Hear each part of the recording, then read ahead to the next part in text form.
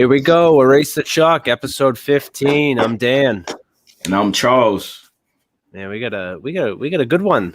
We definitely have a good episode this week. We got a very special guest, which was brought to our attention by both of our wives. Very personal friend of theirs and soon to be personal friend of ours. So let's get into it. We got Michael Connor Morgan here. What's going on, Mike? What's going on? Hi guys. Thanks for having me. How you doing? Appreciate it. Hey, no problem, man. No problem, bro. How's everything going? You know, slow motion. It's the new normal, but you know, it's I'm waiting. I'm really hoping to get back overseas into China again. Definitely. And you know, get back to the grind. It's been a year and 3 months at this point. So it's gone by so quick. It has. It's like crazy. Yeah, it's like you kind of forget, but yeah, you get used to it. You know, you get used to being home or whatever you're doing, wherever you're, you know, in between stages. That's how I feel. I'm like in between, but definitely. Yeah, man. Yeah, let's jump right into it, man. You know, let's start from the beginning, right? Let's talk about your upbringing, bro. Like, you know, were there any challenges or were there, you know, any obstacles you had to go through during your upbringing as a child? I mean, I'm blessed. I feel, you know, the more that I think I learn about life, the more that I realize that I'm blessed with, you know, just having a great family and having great parents, things like that, great brother and sister. As much as they might get on your nerves in the beginning, you know what I mean? As you get older, it really tends to like show itself. And yeah, I mean, I grew up. I mean, there's always been challenges. There will always be challenges, but I feel like my challenge, you know, probably athletically and just in general was the fact that I was a little bit further away from everything. Grew up in a little bit more suburban, rural area. So for me to try to kind of branch into doing what I wanted to do, which was always basketball. I always loved basketball. Did obviously played a lot of sports growing up, but basketball stuck with that. And because I stuck with that, I wanted to always like, you know, get runs in or you know, find a way to get to pick up, which is tough, as you know, unless you're in the city where you can just, you know, go to the local park or something. So I think, you know, that's one thing, but then again, you know, there are other positives to it as well. Having a hoop outside obviously is one of those positives. You know, you have a big enough driveway to shoot around whenever you want. I guess I really shouldn't be complaining about the struggle. Right. And that's that's interesting you say, because, you know, people have different stories as growing up, and a lot of people don't talk about, you know, it's okay. I didn't struggle as much, but I'm blessed that I had the opportunity to thrive, you know, as a kid. And, you know, and it's not a bad thing if you're blessed more than others, which is, you know, it's still, like you said, you still have certain challenges as a growing up, you know what I mean? But it's just, you know, there's nothing wrong with, you know, it being like that sometimes. And I respect that, honestly, from what you're saying, because, you know, it's not like you're saying I'm better than this person or that. It's just, you know, it's your personal journey as a child, you know, and I really respect that, bro, honestly. Yeah, I mean, I came from like my father was in the military, so he was, you know, my parents were strict. So I came from like a very, like a household with values, you know, and so just being away from everything and having a strong family values, that obviously comes with its own, you know, set of, I wouldn't say struggle, but its own, you know, set of challenges. Yeah. But, you know, like the fact that I had role models, you know, every single day, and I was taught the right things, and, you know, still I'm being taught the right things by them, is like, you know, for others, which I understand, you know, not everyone has that, or I just feel like the more I learn about it, you know, the more I learn about life, like I go to different countries and see just, you know, the things we have that we don't even realize that we have, you know, and in so many different ways. And, you know, it could be many, many different aspects. It's like, you know, I mean, the way that I had it and the way that we still have it, you know, in the country we live in is just, man, it, like, you know, growing up the way I did, I really feel blessed to, you know, have that, have those blessings, like, you know, with the family and, you know, learning the right things and being forced to, you know, practice the right things and, you know, have integrity and all that stuff. Like, that is something that really kind of is more clear the older I get. You know what I mean? Yeah. Now growing up, did you strictly just play basketball? Or did you play any other sports? I mean, when I was little, I played, you know, basketball, soccer. Yeah, basketball, soccer, baseball, but I probably just stuck with basketball and soccer, and then played basketball after that. Then, like, probably since I was in maybe 5th grade, I was doing 3 teams. So it was, you know, basketball took over every season, if that makes sense. Which, I mean, I'm sure it does make sense to you guys. Yeah. You guys know. Yeah. Was there, you know, at what age or was there a moment as a kid did you tell yourself, like, man, you know, when it comes to basketball, man, I can really compete with kids my age, and I'm really good at this basketball stuff? Yes and no. It's kind of funny because, so my story is a little different. I was, like, in the beginning stages better than everyone. So you know, me and a couple of the kids in my class, that we were just better. Like, we would play up maybe 2-3 grades. So when we were in 5th grade, we were playing against, you know, 8th graders, for example. That was the beginning. But then as I got into, you know, like, grew into myself and got into high school, I feel like I then kind of slowed up and was more of a late bloomer. So I ended up doing a year of prep school after high school, for, you know, many other things, basketball included, because, like, I wasn't a college player. Like, I wasn't a Division III, Division II, Division I. Like, I just wasn't ready. And even in college, like, I felt like when I was, you know, a freshman and a sophomore, I could play. I was on the team for a reason, but, like, I really feel like I became myself even, like, after college. Like, I really kind of turned into the game. Like, the game really came to me. So I feel like I was a late bloomer at that, but, like, early bloomer in the beginning and then slowed down to become a late bloomer. So I would say it's probably a little bit of both. I would say, I don't know if there's one moment. I remember playing, I was playing up when I was in, like, 5th grade, and we would travel to West Warwick and play in this league where we were playing, like, against, I mean, the way I remember it, they were, like, grown men, but they were probably like early high school kids or something like that. And, you know, I was probably, you know, 5 foot or something like that. I didn't hit my growth spurt till, like, freshman year. I was 5'3" and as a freshman in high school, and then, you know, the knee pain started. and that's I you know, piggybacking off of what you said a minute ago about you playing up.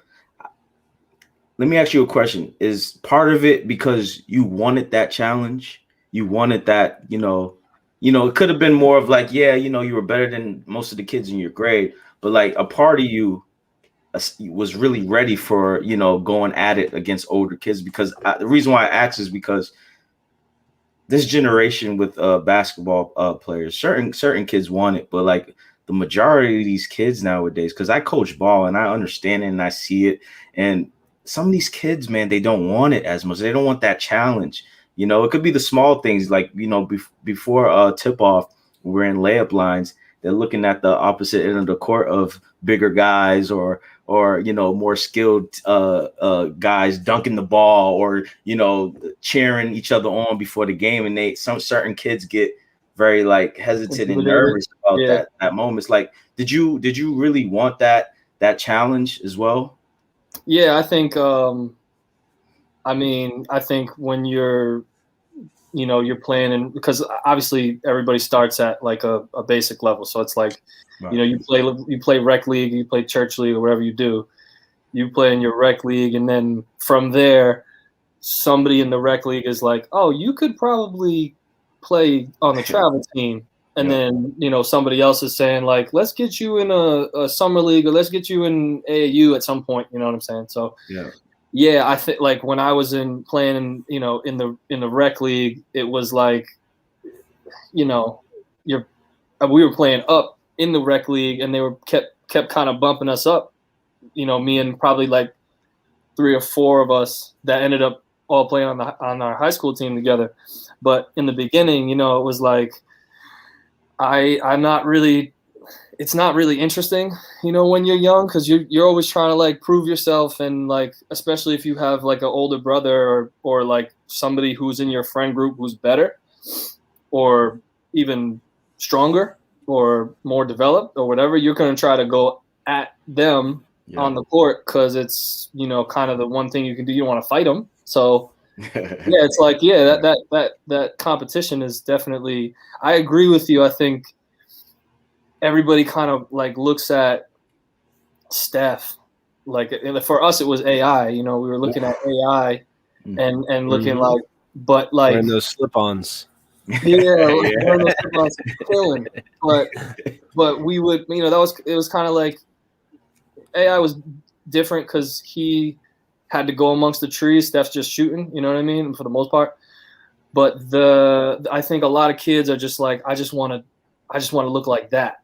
Yeah. And so they're just like they're not really interested in the whole full scope of the competition. It's more like, how can I just kind of cheat my way to be that? And they don't necessarily dig in where they need to, or like, appreciate the fact that those dudes over there look like, they can really play, or they're bigger and better than me or something like that. So like the Toon Squad versus the Monstars. Exactly. But that's like a beautiful thing though. Like the fact that if you're like that one guy on the other team that, like really wants to show out and play against somebody else who not somebody else, but like, a team that has, better gifts athletically or whatever it is, and you want to like defend and you want to like move the ball and make the right plays and score and all this stuff. I feel like that is kind of lost. You need that, especially if you want to get to the next level. You need to be able to like put your head down and make plays, because why wouldn't you try to make plays? And I could see how, maybe it's a societal thing, but it is few and far between. Maybe the kids with the athleticism, like you see kids on the West Coast, like, Josh and Mikey Williams and all these kids, like, they got the athleticism, so they're not afraid. But if they have the athleticism, Yep, exactly. Yeah. I really don't have any say when it comes to this. I think I say this almost every time we talk to a basketball player. I have my 7th and 8th grade basketball team skills. I see it in the game today. Nobody's chasing rebounds, and it just annoys the crap out of me. My 7th and 8th grade basketball coach, if you shoot it, you're charging the hoop. You're going for the rebound. Why are they just chucking up these threes? I'm just going to go ahead and lay it out there. Marcus Smart, okay? Marcus Smart. Why are you chucking up threes? Okay? Knowing damn well you're going to miss. He got the game winner for us yesterday, man. Okay, you want to run it back to when they were playing Philadelphia? Joel Embiid. It's Joel Embiid. My man Peyton Pritchard was wide open right next to him, and he decided to go ahead and toss it up into a defense. Anyways, that's a different story. We'll get to that later. That's funny though, because you are bringing up like a guy that actually plays D and rebounds that does want to chuck shots, which is funny because when you watch, it's like Marcus, know what you're wrong. Yeah, you know what I mean. But he's gotten better, and so now he's kind of like he's allowed that, and he's obviously not getting traded right now. So like I feel like that type of player, I mean, it's good for them to be well-rounded and expand on their skill set, but it probably shouldn't be the leeway is probably too much in that situation. You know what I mean? Yeah. Because I agree with you. It's just like, hey, listen, do what you do best and find somebody that does that, because you can. It's not like you're not on the floor with 3 other guys that do it.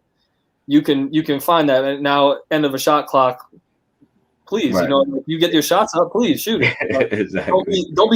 don't be sidestepping, because he does. Yeah, a lot. He does that. Yeah, it's like you just sidestepping, and like this isn't. That's not him. That's not Yeah, him. Yeah. But then it's the coach. But that again, let's not get Dan fired up about Brad Stevens. We won't do that. We'll talk about that on the other side. Right? My blood is boiling with this team. I said they weren't going to win over the weekend, and of course they shut me up. And they didn't make any moves to win. I've been saying this for the last 2 weeks or whatever it's been. I'm like, bro, they just don't want to win. Exactly. They need to make a move. Yeah. But I guess we're not talking about that. So no, we get it though. We get it. Yeah. We get it. I mean, we can just run with it. Let's just run with it. Okay, let's run with it. Fire Brad. Get rid of Danny. Quit Grousbeck. Sell the team. All right. I don't sell the team. I do not, yes, sell the team. Get LeBron over here. He'll buy the team. LeBron will run it right. Yeah. Hey, he got the Red Sox, so why not get the Celtics? Man? I know. Maybe he's coming to Boston and moving here. Oh, that would be. He is a free agent after the summer, I believe. So. I know. I was thinking about that. That would be a very smart idea. I mean, he bought the Red Sox, so what do we? I mean, we're not like, it's not like that far away of a dream. It's not really a dream. It might happen. It might happen. Yeah, Boston's not a destination, though. Yeah, we couldn't even get Kevin Love. I know. Yeah, that's true. That's true. But that's like it's cool, like interesting you say that, because like they really needed him. Like this year, like they needed to make a move for him, and I feel like Jeremy Grant or Andre Drummond, obviously. But listen, I would have traded Jaylen Brown for Harden. I was really ready for that move when they were talking. Jaylen Brown is. I would have traded Jason Tatum before I traded Jaylen Brown. That's just I would have traded. I hear that a lot. He's in the package, though. He's in the package. Yeah, exactly. He's in the package, right? Marcus is in that package. Yeah, definitely. Oh yeah, he's definitely in that package. Yeah. And for our followers, man, we just are very frustrated with the Celtics this season. And again, I heard something interesting. I think it was probably Marcus Smart or some player. I think we're relying on their success the past few years of making it to the Eastern Conference Finals and really developing. And this is honestly their first time facing adversity with that core, with that group. I mean, Kyrie Irving and that crew, they should have won a championship that year, but I don't put it too much on Kyrie, because Kyrie, to me, he's made sense to me over the past year or two. He's just a human being. He goes through a lot of stuff. Should he had handled it better in the locker room with the Celtics? Of course, but we all make mistakes. But I just feel like this is the first time with this group here, they're just facing some type of adversity. And again, it's frustrating. They shouldn't be losing to teams that they should be beating. But at the same time, let's really probably just, this is going to be a wash year. We understand that, but if they don't make a move next year, I mean, you got too many dominant forces. Like this is the best.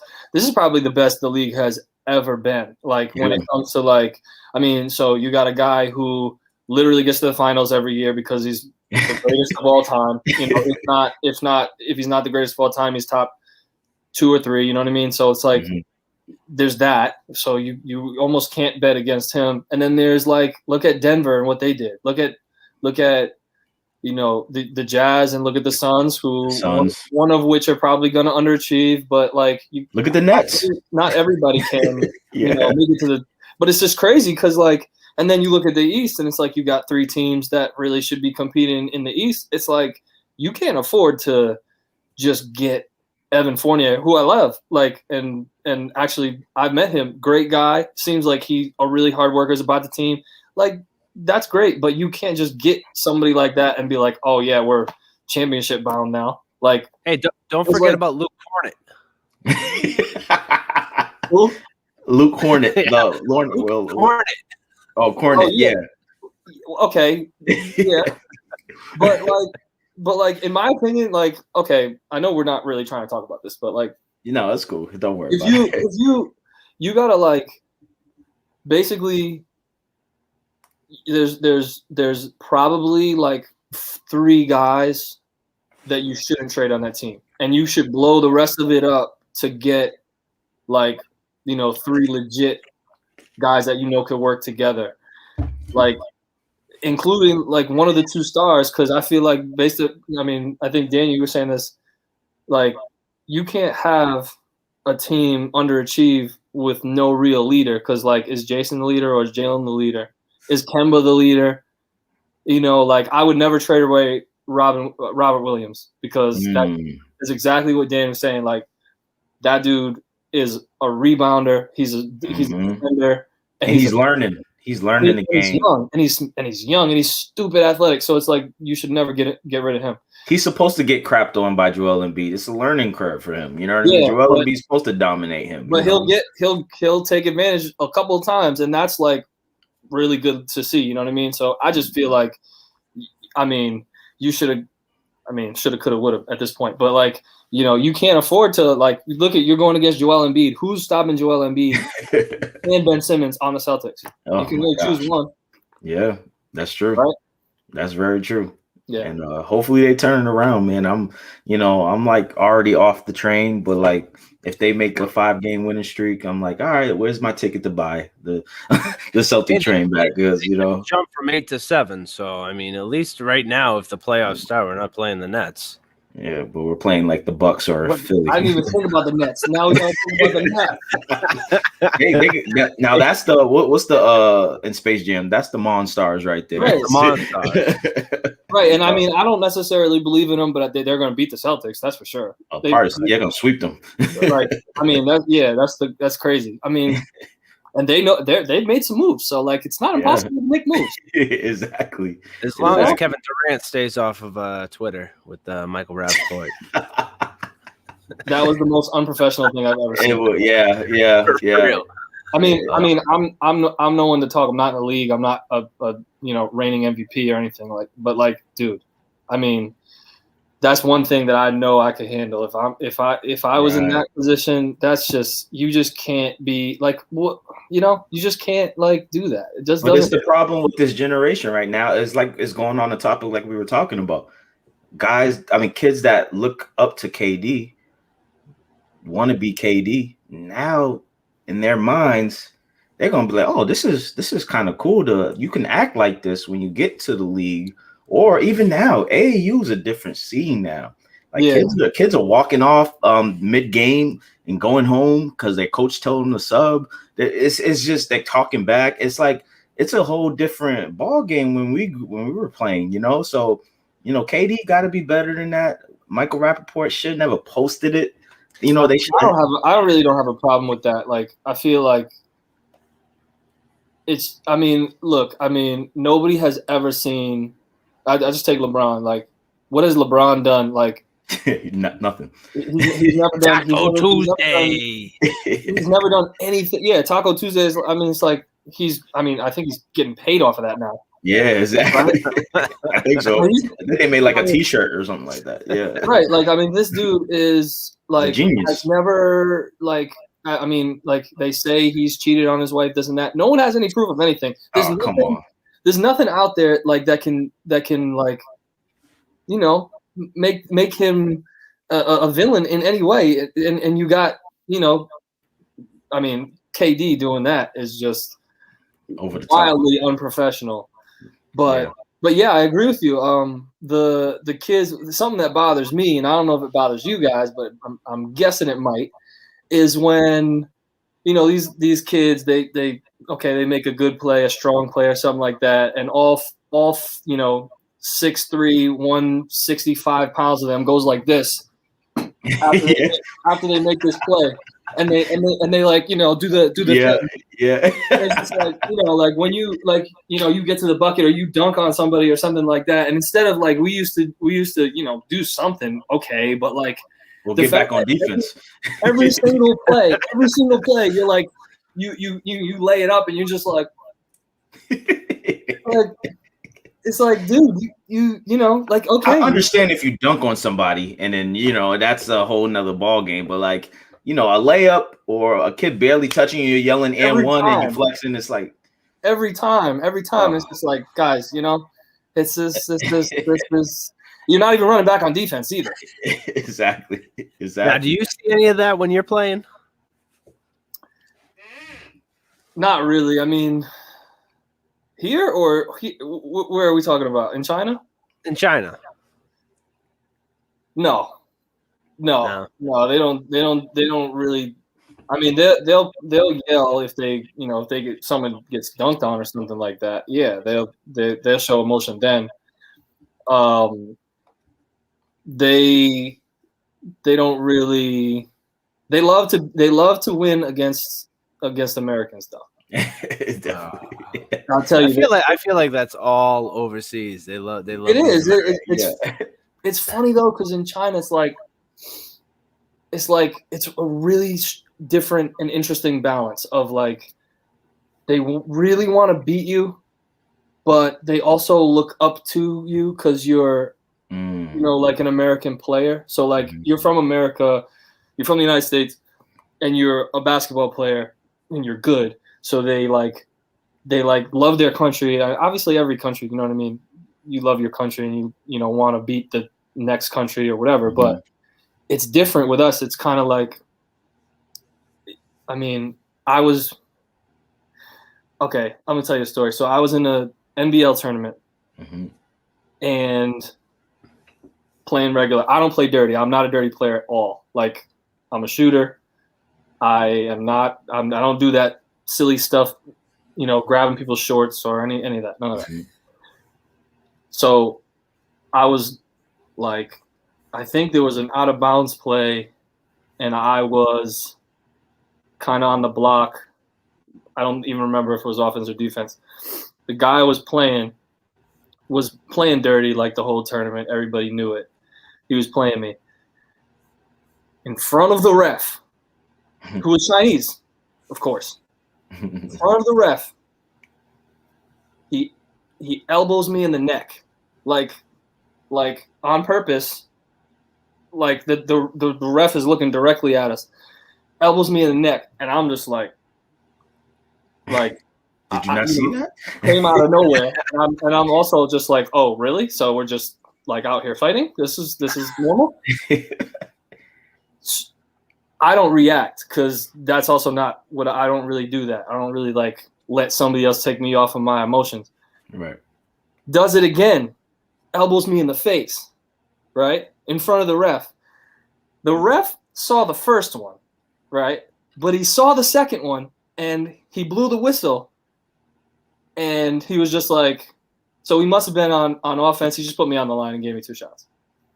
But it was just like, and then so anyway, the point is that, you know, it's like a camaraderie thing. They're both Chinese. The ref definitely didn't want to see the American team win the tournament, right?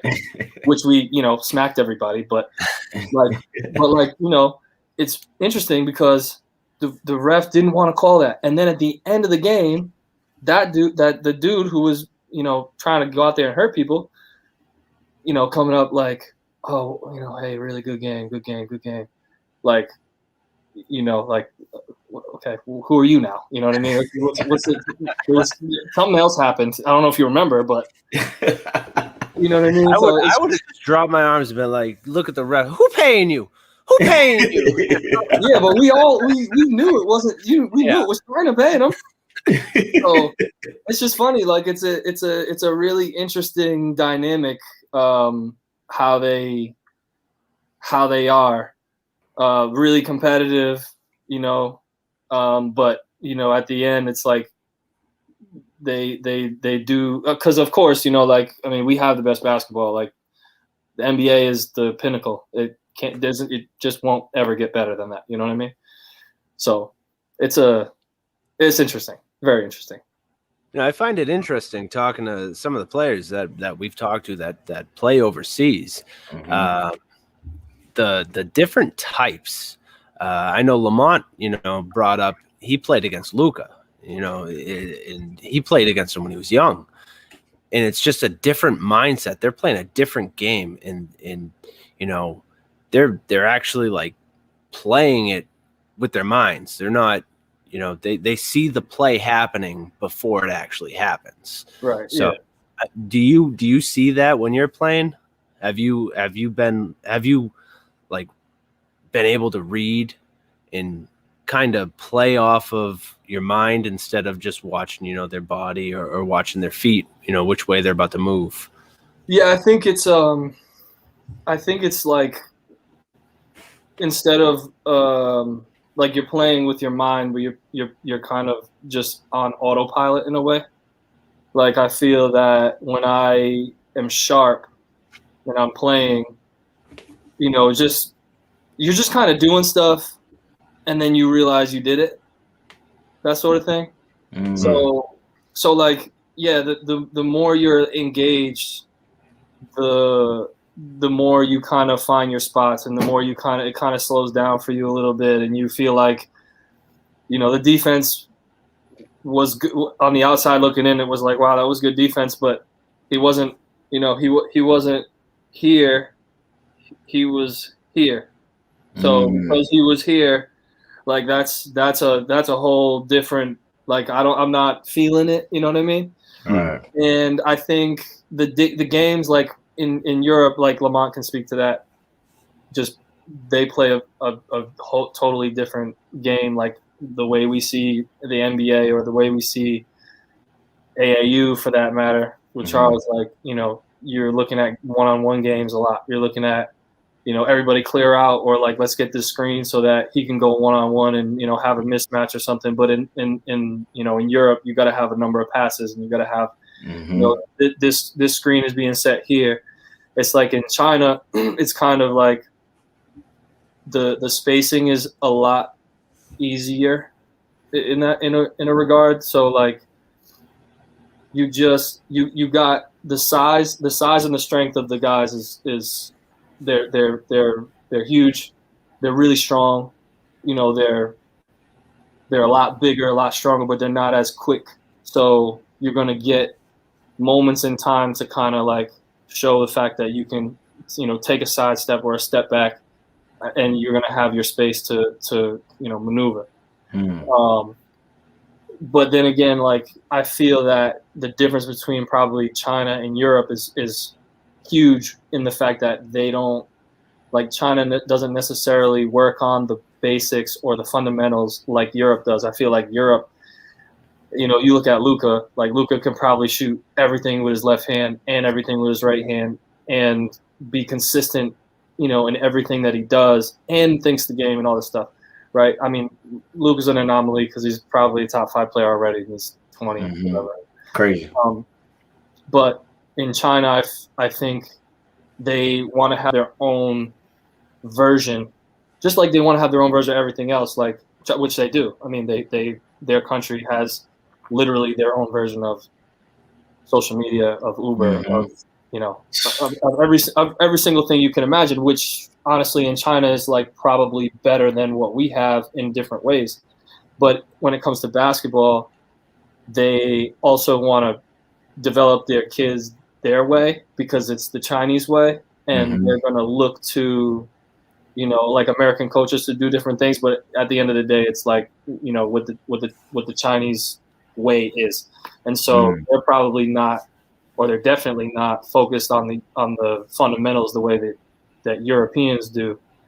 So you're not getting the breakdown of the details the way that you would if you went to Europe and you grew up in Europe. You would probably know things that Americans don't know because we're maybe like more of a smoother, more athletic player, and Europe is like more choppy, and like you look at Goran Dragic, but he's just like super efficient. It's like that. And Europe is different they're probably overly fundamental versus China's like kind of the opposite. And so there are definitely ways to find your spots when you're playing against, guys who it's more of like a very like a tunnel vision type of way that they play. If that makes sense. Yeah, and I kind of want to take it back a little bit, man. Let's talk about your college career. Playing at Emmanuel College, believe D3, correct? D3 school, D3, yeah. And there's two parts to that. We had Lamont on a few episodes ago, and the topic was about playing at a Division III school. For some weird reason, there's a lot of negative talk about players going D3. Explain a little bit, about your time at Emmanuel, playing ball there, and talk a little bit about the competition level in the when it comes to playing in D3, because I do know D3 is tough as nails. So explain a little bit about your time at Emmanuel. Yeah, it's D3 is, some would say it's more difficult in a way because you're not as structured, and you're not like expected to necessarily do everything that D1 players are expected to do. So, if you're in a D1 program, you have a schedule that's basically a basketball schedule, and then you have, depending on the school, you have your classes and you have your tutors for your classes, which are all free and given to you, right?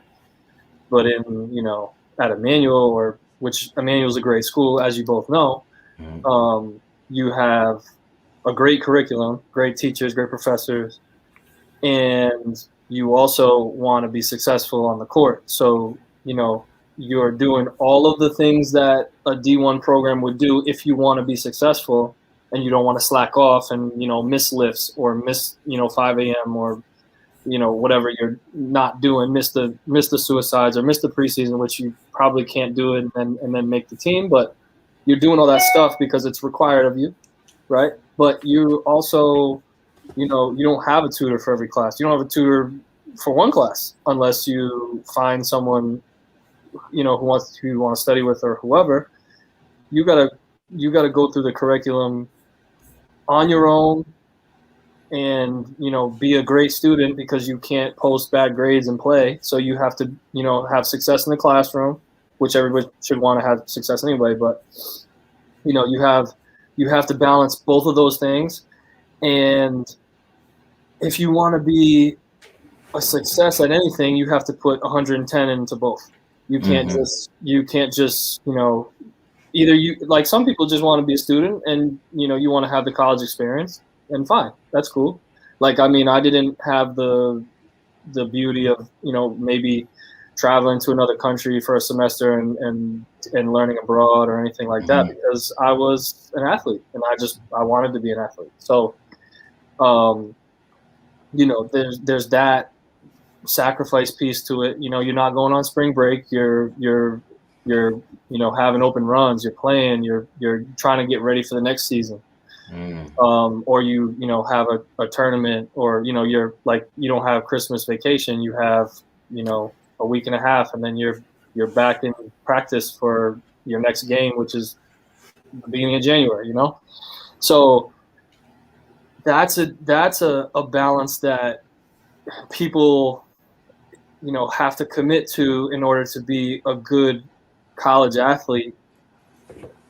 Whereas, like, in a Division I program, you're that's what you sign up for. Like, you kind of, I mean, of course there are exceptions to the rule, but for the most part, the athletics takes the precedent.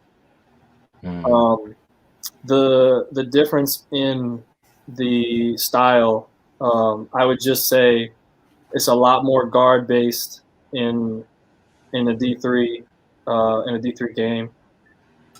Of course, you have like probably a 7-foot guy on every team, or you have like a couple of big men, 6'10", 6'8", 6'7", So you're going to go up against some size, but you're only going to see size like, pro level size in like, a 3, 4, and a 5. You'll see maybe like 6'5", 6'6", till you might have a couple of 7-footers in the league.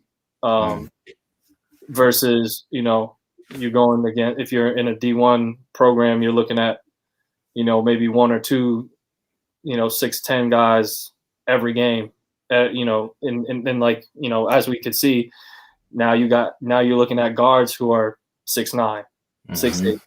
So, you don't see too much of that. You see a lot of really good guards. You see a lot of really good 5'10", 5'9" players, 5'10" players, really athletic, really fast paced.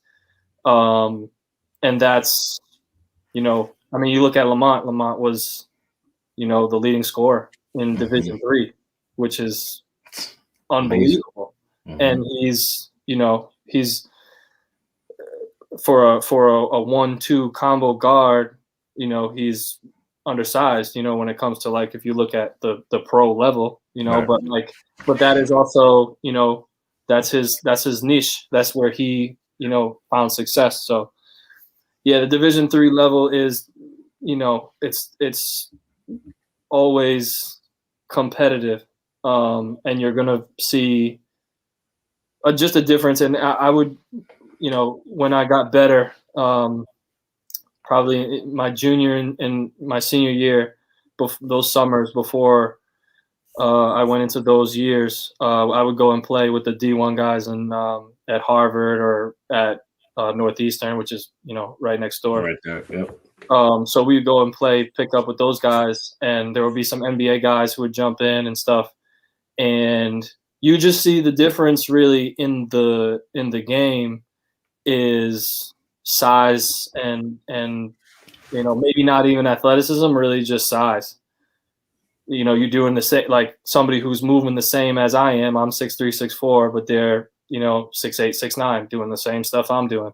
That's the difference. So guarding somebody like that is a whole nother story. If they're as quick, as fast, as athletic, that sort of thing. So yeah, it's just that would be, I would just say really the size. It's probably a faster paced game at the D3 level because you got so many great guards. Wow. Yeah. Let's 2020, man, was a rough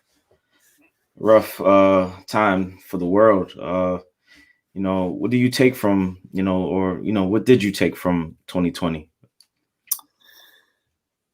Many things, of course. I would say like, so obviously I was in China when the pandemic started. And I think just not being prepared, like myself and my girlfriend, it was around Chinese New Year time, so it was kind of slow for us, really not too much going on. Some people went abroad and went on vacation and stuff. We stayed. And when we left, it was really kind of like a thought that we were going to be back in like a month. We were like, we'll just go lay low. Who knows if they're going to close China and we're not going to be able to get out if we need to. And who knows, like, if what we thought, which is hilarious at this point, is that the pandemic was going to ravage China. We weren't going to be able to get out of China. Wow. And we would, we would be stuck, which is funny because we left China and became stuck and couldn't go back to China, who handled it beautifully and just made their people do everything that we were supposed to do and didn't do. Yeah. And obviously, this is a whole other conversation. But they, you don't mess around with what they tell you in China. So they just, mandated a few things and just ended the virus. There's no virus there. It hasn't been in a year. They out partying. I've seen videos there. Yeah. it's crazy. I mean, my girlfriend's back, and she was just like, "It's so weird to just walk around the city with no mask on and nobody's wearing a mask on." It's just like, it's crazy. But the when I think the lesson is like when we went to Japan just to check something new out, and which was dope, really cool. And we were just like, we'll just hang back in. She's Mexican. She's from Mexico, so we were just like, we'll just go to Mexico and we'll fly back. Whenever things kind of calm down, because it's probably nothing. It's Right. no big deal. It's probably nothing. And like it really ended up being a blessing, I think, because for me, like I hadn't really seen my parents, my folks. Like I hadn't been home in like for an extended period of time. I mean, like staying with them and seeing them for at least I probably had been home before China. I'd been here for like a week, and then previous to that I would see them on holidays, and I was really only like an hour and a half away in Boston, right? So it was like the fact that I had to eventually come home and had to like figure things out, and we had to go through all of the the challenges that this year brought. And it's funny because like I'm sure both of you with kids and with wives and your families, you both experienced it totally different than I did.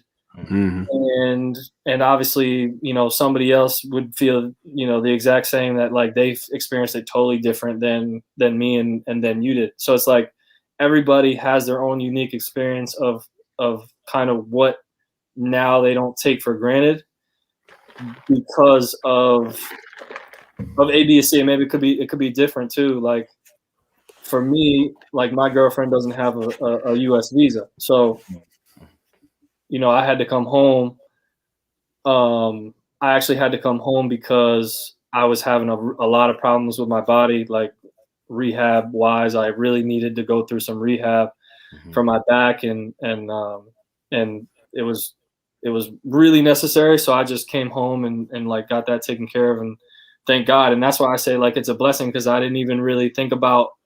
I knew I needed to do something, but I was always playing hurt, and I was just like, yeah, this is kind of normal. So I'll just play hurt and I'll just feel hurt every day. And it was like that for a long time. But since I came home, it was like, okay, I got to focus on that, which is a blessing. But then, me and my girl, we weren't able to be together for 9 months in a row. Wow. And it was like, how are you gonna, a lot of people say to us, like, I'm so surprised you guys are together. No. And it's like, you learn how to deal with that challenge too. There's everything has a challenge. So there's just been, and I mean, that's just, the tip of the iceberg when it comes to different things that you have to go through in this year that, I mean, probably in any other year, you'd never have to deal with them. And it will always prepare you for the next thing, whatever that is. There's always going to be something that is tough. So I think, yeah, I look at it as like, it's life, you know what I mean? But it's a blessing to have it happen the way it did.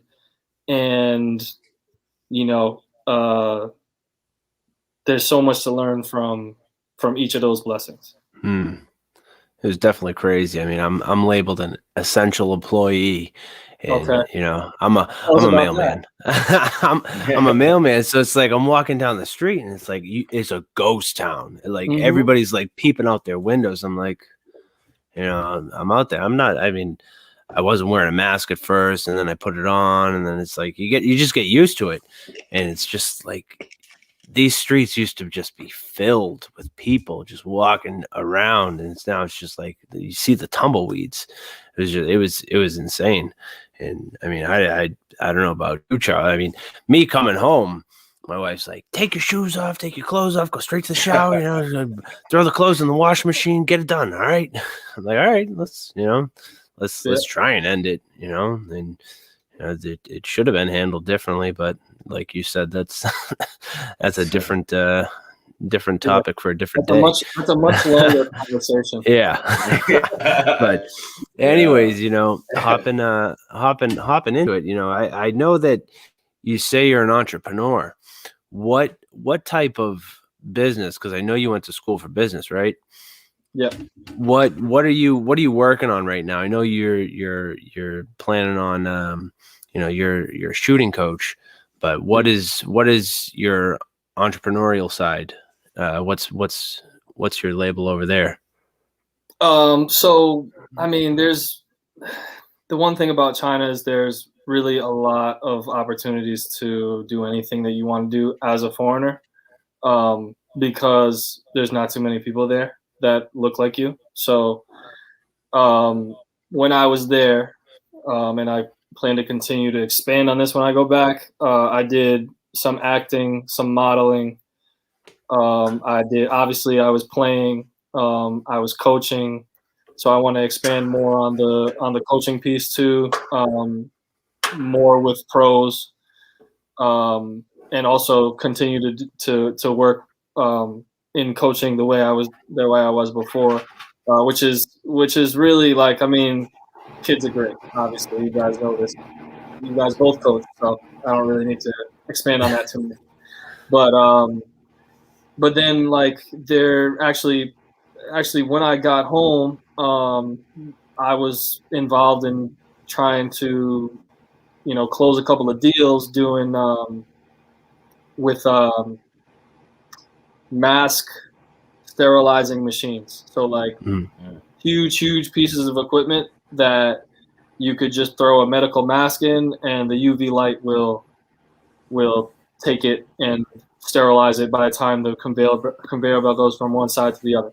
So like there's that. I was working a little bit in import export, seeing what I could do with that. So the entrepreneur piece is kind of still in the development phase. I mean, there's a lot of other things I was doing. I was working in a company that basically hired me to put together plans for coaches.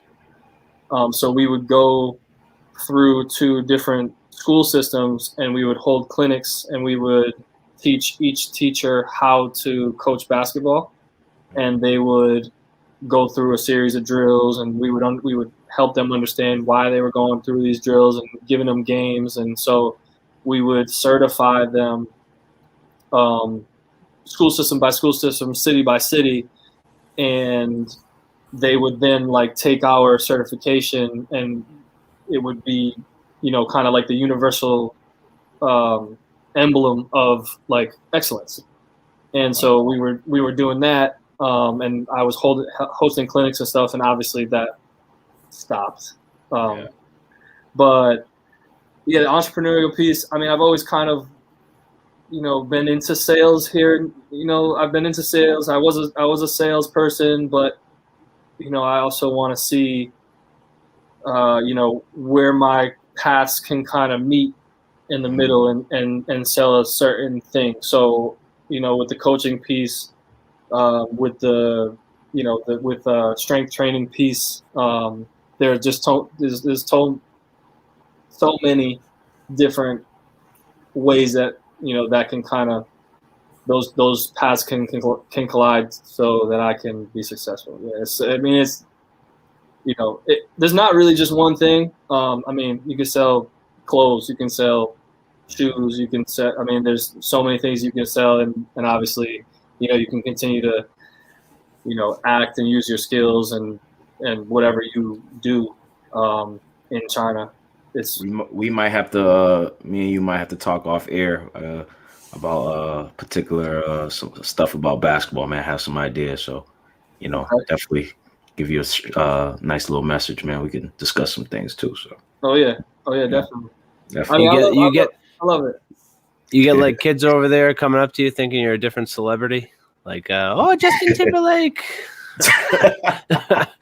Wow. I did what I get a lot is like Klay Thompson, or you know, I mean, some people will just say like random white guys' names, and I'll just be like, you know, I don't look anything like them, but sure. But they always say like, oh, you look like this person, and then they'll show you like, you know, a picture of, you know, whoever like they like, you know what I mean? And, like it could be like Bradley Cooper. It's like, what? I don't look anything like him, you know. And obviously, I'm not saying like because he's a handsome guy, you know what I mean? Like I'm not saying that happened. I was just using a name that like I don't look anything like him, you know. It's funny. But I did an Anta commercial, or not a commercial, a photo shoot for Klay Thompson's second collection with Anta. So I did, so like obviously he's in Golden State and Anta's a Chinese brand. So they had me do like an audition, which was like a piece of cake. It was hilarious. I was like, they had like 5 other models there and stuff, and they were trying to dribble a ball. And I was like, okay, you know, I already know I got this commercial. I already know. Plus I kind of favored Klay Thompson a little bit in the face. Yeah. Like it's a no-brainer. Like you guys can all leave. But yeah, so like I did that. So I was his body double. So I did the modeling for all like the action shots for his clothing line and for his shoes. Of course, you know, I'm bigger than most people out there, so they had me fitting into like a size 11. Dude, I'm a size 13. So I was like, dude, let me get into my Jordans. This is terrible. Right. You know, but they were having me like, yeah, like, you know, drive to the hoop and like get down, you know, I guess so I had to like touch the ground and like be, you know, like action shots, like crossover. And I'm like, my toes are killing me. But it was really breaking cool. your own ankles. Yeah. It was the experience, though, right? It was the experience. Just it was a really dope experience. Yeah, it's stuff like that. I mean, you know, there's China such a huge market for different things that, you know, you just don't know what is gonna come about. My girlfriend right now, actually, a few hours ago, she was doing a live stream for Alibaba, which is, I'm sure you guys, it's AliExpress. Yes. It's worldwide. You can order anything off there. It's Chinese, and it will come like within a week or whatever. And she was, you know, you would think that the live is being done in Spain, but it's being done in China. Wow. And they just are up at 4 a.m. And so like she's you know, doing it with an influencer or a YouTuber from Spain, and like, you know, they don't know, nobody knows. You're tuning in at 4 p.m. your time or whatever time it was in Spain. You know what I mean? So it's like there's a lot going on, and there's a lot of different things you can do. But they're actually one of my favorite stories to tell. So my best friend Xavier, he was out there with me. He's a African American guy. Same. Shout out to Xavier. I copped a hat from you, man. Yeah. You guys know him? Okay, yeah. You guys know X. So that's my guy. We've been roommates since sophomore year in college, so it's been like 11 years or whatever. And so we were out there. We had a real estate agent. Get this, so I had to pay a bill or had to like sign. I don't know. I had to like pay rent or something. So I like went into her office to pay for our apartment. This lady somehow thought that she was talking to Xavier the whole time. And when I tell you, I was like, she was like texting me the information, but she was sending it to him. And like you can see like on the icon, it's like there's a black dude's face, and then there's me. And I'm not getting this. I don't know why I'm getting this. So I look at her phone and I'm just like, you know, I have a picture of him, and I'm like, you see him? And you see your phone? You see how you're texting the wrong person? And she didn't get it. Like, she was just like, you know, they're both Americans. Like, you know, they're both. It's like unbelievable that you know, she was just like, yeah, no, I don't know what she was saying, of course, but Then like eventually she was like, oh, and I was like, yeah, we don't look anything alike. We're not even close. So that's the type of stuff you kind of run into where it's just, you know, like yeah, we're both American from the same place. We both speak English, but we're not the same. Exactly. You know? So that's a you can imagine the type of like, oh, you look like this person. Like, not really. But yeah, you maybe, okay, fine. Now I got a question from someone on YouTube over here. He must have tuned in a little late, but you know, do you want to permanently live in China? That's a good question. Is that something you would want? I would be open to it, but probably not. I really appreciated there, especially right now in my life, or you know, between me and my girlfriend Hillary. We really enjoy it. Permanently, I'm not sure. I think so. My plan is to continue doing what I'm doing and develop and see what other things develop, like entrepreneurial and otherwise, basketball wise. You know, there's the longer you stay, of course, the more things you get into and you get established, right? Just like anywhere else. But I would be open to it. It would just have to be the best situation out there.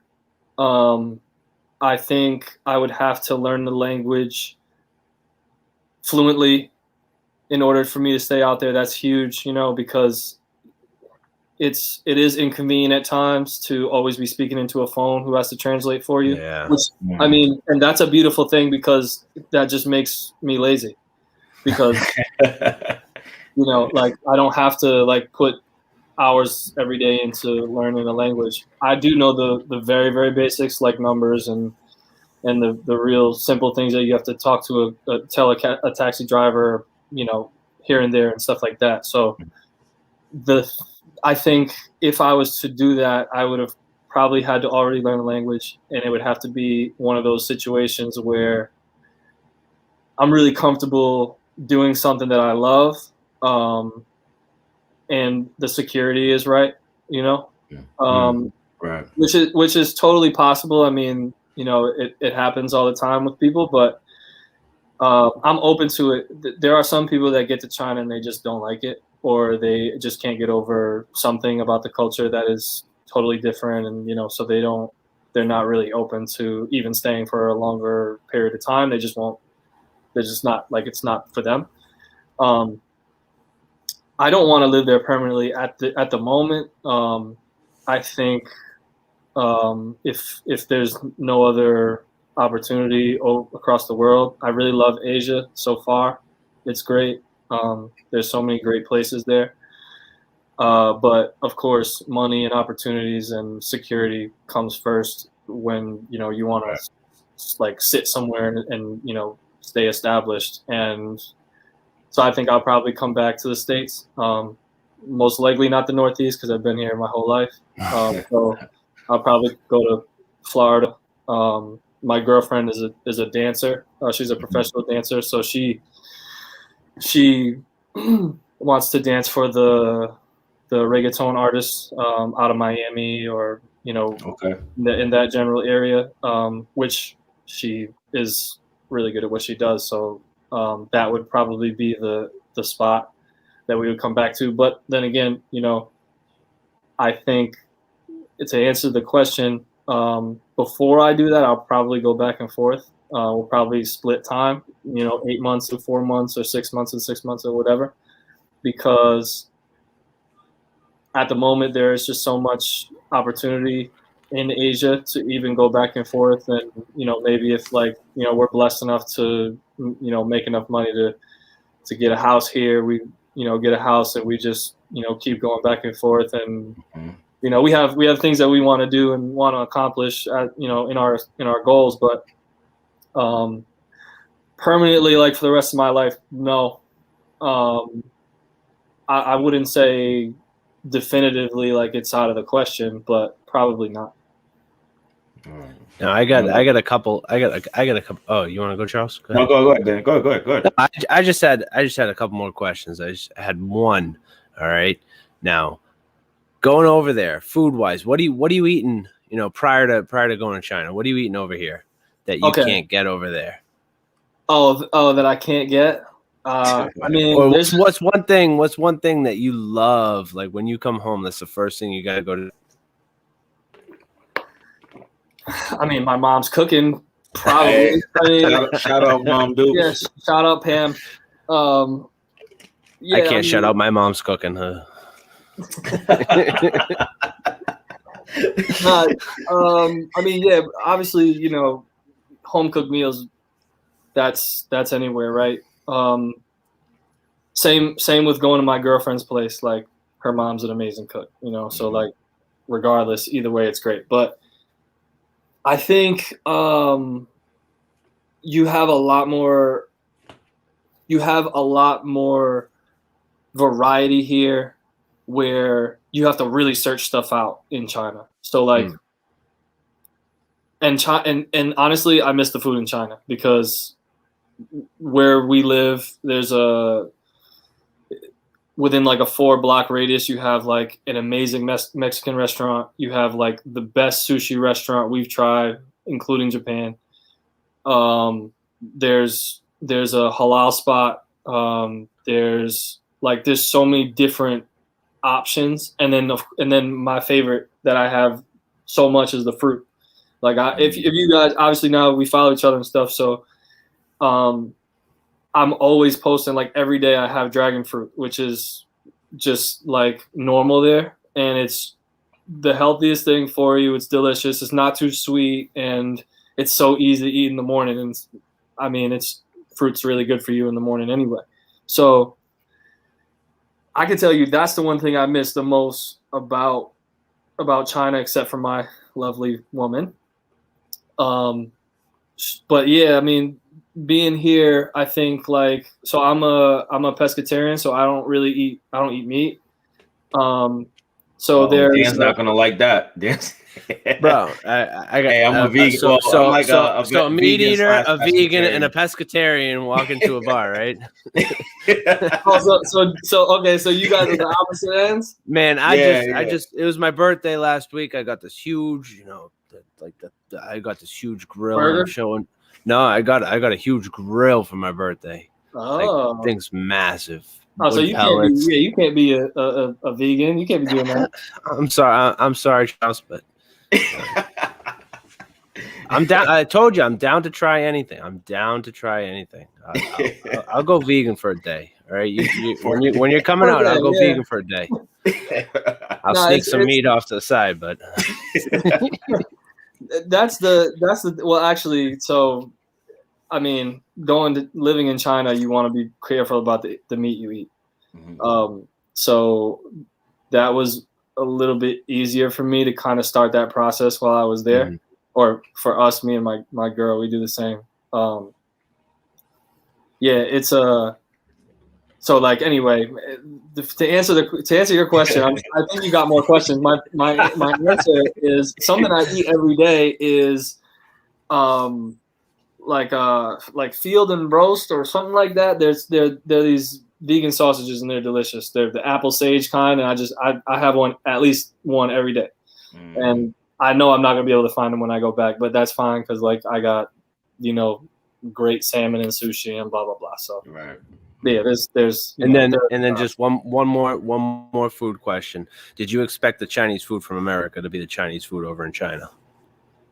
That's a good question. I kind of didn't, because I didn't really know what to expect. Like I felt like I've heard from Chinese people, like obviously this, like your Chinese food is not Chinese food. So like I kind of already knew that, but I just didn't know like what it meant. Can't get your crab rangoons. Actually, I had this question. I had my boy Josh, if you're watching, shout out Josh. I was talking to him today, and he asked me this exact same question. He was like, there's no crab rangoons and chicken fingers in China? I'm like, bro, no, that's not Chinese food. So yeah, that was something interesting. But I mean, who can go wrong with like if you go to little traditional Chinese spot, get like a big bowl of soup, and it costs you like $2.50, like $3. Yeah. Right. So like it's great. I mean, yeah, they got some really good food. You can't, to me, you can't eat it all the time, but you know, the oil and the grease and stuff like that. It's Right. fried chicken, not chicken, I don't eat chicken really, but fried rice. You can't be eating fried rice all the time. But You'd be switching your sports. You'd be going from basketball to sumo. I know. That's right. I already got the bun, you see? Yeah, there we go. I'm ready to go back. Now put on that big thong and let's see you dance around the ring.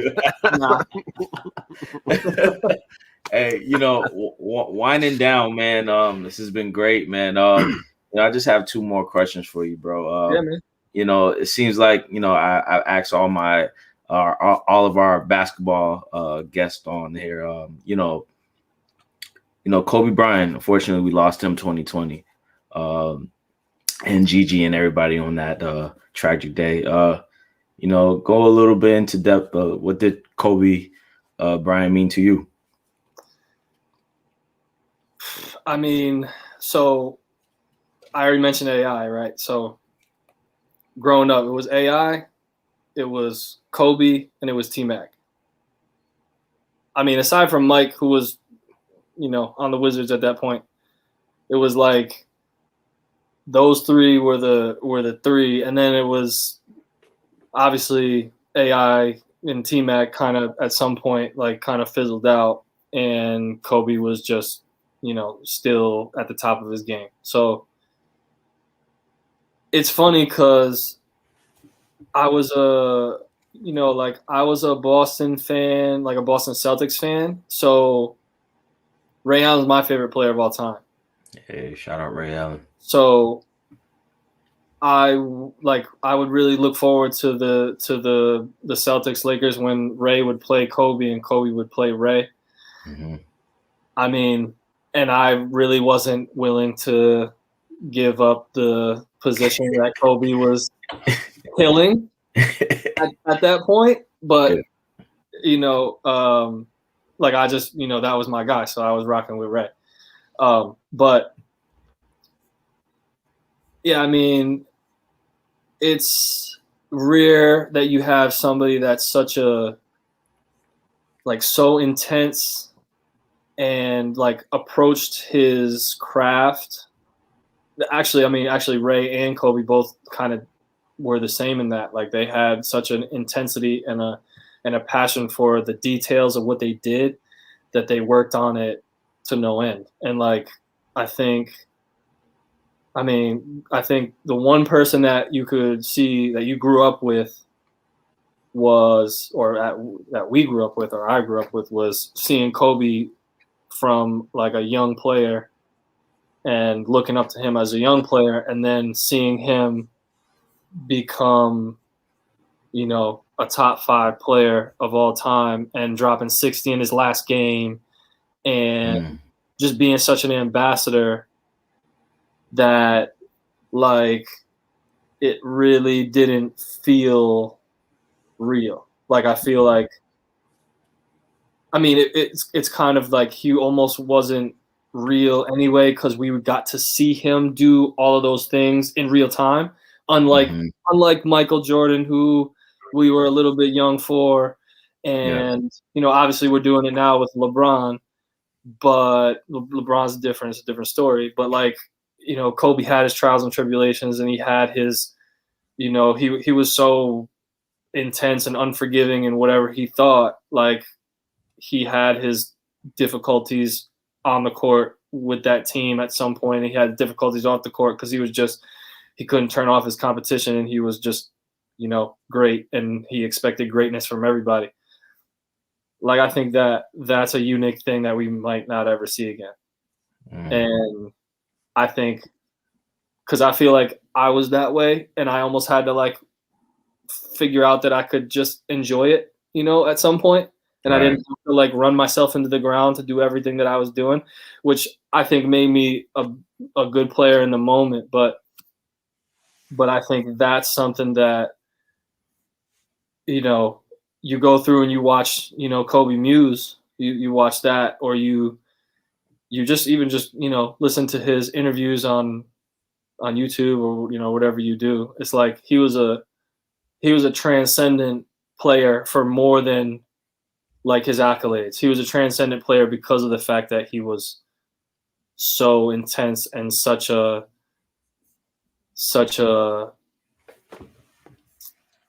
like a dog, you know, in all the things that he wanted to accomplish on the court, and he would do whatever it took. You know, I mean, that's the level of professionalism, like taking what you do and loving it so much that you do it to almost no end. And he just, you know, he like tore his Achilles in front of everybody and just was like, all right, I'm in the gym tomorrow. I'm getting my surgery tomorrow. I'm in the gym the next day. Like I'm going through rehab so I'm gonna get on the floor next season. I'm coming back. Like, it's just, that was just, it's great that we have, you know, the video and the media to understand what he was about, because that's not coming again. You know what I mean? Yeah. Not like that. It's not. Mamba mentality, man. Mamba mentality. Right. Yeah. Charles, I think I know what question you're gonna ask next. Which is that? Is this the one that we talked about prior to hopping on? Yes. Let's have a little fun here. But before that, I want to get a quick answer. We got one more question on here from YouTube. What advice would you give to anyone trying to play abroad? Good question. I would say, so actually going back to the Division III, Division I conversation. If you're a player that isn't a top D1 guy, maybe didn't get time D1, or, you know, doesn't have the connections to do it, there's nothing stopping you from doing what you want to do. Like, for me, it was like I actually almost signed with a team in Denmark out of college. It was really close. They were working on sponsorships, fell through. Like, they didn't get the sponsorships in time. I couldn't go. I was heartbroken, but I was like, something else is going to come along, you know? And, you know, you live and you learn, but the way I would explain it to somebody who doesn't necessarily know and wants to do it is pave your own way. Like, I've done the tryouts. We went to Germany and did tryouts, and if anyone should have gotten a contract, it was X, but he didn't get one. You know what I mean? And it was like, okay, back to the drawing board. It was a good little vacation. It was a good experience, but you don't have to do it the way that everyone says you have to do it. The way I did it was, you know, I met somebody who I was fortunate enough to have someone invite me to China and have me do a camp as a coach and play. And he liked, you know, he was inviting me, liked me and enough to invite me, and which was a beautiful thing because I got to experience it. And then I knew, all right, I need to save my money and I need to prepare and I need to just, you know, pick up and go, because I know that I can go out there and be successful. And so that's not the way that any agent, any coach, anyone really says to do it. They just say, you know, you got to get noticed. You got to go to Vegas and do the combine. You got to do all this stuff. And if you're good enough to do it, you're going to find out. You know, at some point you're going to find out. You're going to either be like, okay, you know, I'm comfortable with this, or I can't keep up with this level. And if you've been putting in the work and it's consistent and you're not delusional, then you know that you could do it. So if I would say to somebody that, you know, is in my position or another position that's similar, you know, hey, no one's stopping you from making a connection. You know, you having however many $1,000 you can save up in 6 months or a year or whatever, and buying a one-way ticket and going to whatever country you think you've done your research on and you think you can be successful in. Because look, you could go there and you could just be a coach, and then you can play and you can try to get on with a Division IV team in Europe or something like that, where it's really just like a men's league, but you could get a look from a D3 like the third league team, because you're putting up 20 a game or 30 a game or whatever. So that's not impossible. Like, they have spots for you. They're just not about to fly you out because they don't have the money for that. And so if I could do it again, I would do it way earlier than I did it. And I didn't know, obviously I wasn't educated to it. So it was just, but I did it a totally different way than a lot of people did it. And they were all blessed to do it their way. And, I'm a D3 guy. I wasn't a star athlete, in what I did. I feel like I really came into my own after college. I played in college. I wasn't, it's not like I didn't play. But even if you didn't play and you love the game and you think you're good enough and you can play at the level, it's really all about your drive and your motivation. And if you feel like you can do it and you want to do it, you'll make it happen. That's because that was the one thing I wanted to do. I wanted to play overseas. I wanted to, be involved, and I wanted to see, like, to me, there was something that I did when I was in high school. Like, I never drank, so I've never had a sip of alcohol. Like, I don't drink, period. So that kind of set me up to, like, do something different. And I always had that itch to, like, I just need to do something different. And I love basketball. I wanted to play. That was what I really wanted to do. I wanted to make it, I wanted to like say I was doing it and actually make it happen. And so if that's you, you don't have to listen to the mainstream people of how, they say it should go. Just make it happen for yourself if that's the way you got to do it. Your motivation is all you need. As long as you're going to find out and you're going to probably know beforehand if you're not ready for it or you don't want to do it really, because then you won't. But if you are looking to play overseas, explore all of the different ways to do so. Don't just give up after, the combine doesn't go well, or a combine or a tryout or whatever you do. Because, we, myself included, did many, many different showcases, combines, workout videos, thousands of emails to coaches. Nothing happened until I made it, myself. And so that would be my advice. Well said, bro. Definitely. Hopefully, our listeners are listening to that, because a lot of people do tend to give up off of just one try, and you just got to keep pushing, got to keep striving. So, really respect that answer, man. My last question for you, man, and this is actually a segment that I like to ask, our fellow basketball guests, man. I call this "Who Would You Pass It To?" Ooh. All right. So it's 5 seconds left. You're inbounding it on the sideline. You got Steph Curry, since you're a shooter. Steph Curry, Reggie Miller, Klay Thompson, Ray Allen. Now, all four guys get open. Who would you pass it to, and explain why? Who do you trust in that moment? This is the toughest question. We saved the toughest for last. Okay. So I already mentioned Ray Allen's my favorite player of all time. All right. And the Klay Thompson lookalike. I did some modeling for Klay Thompson that really shouldn't count towards this. Reggie and Steph.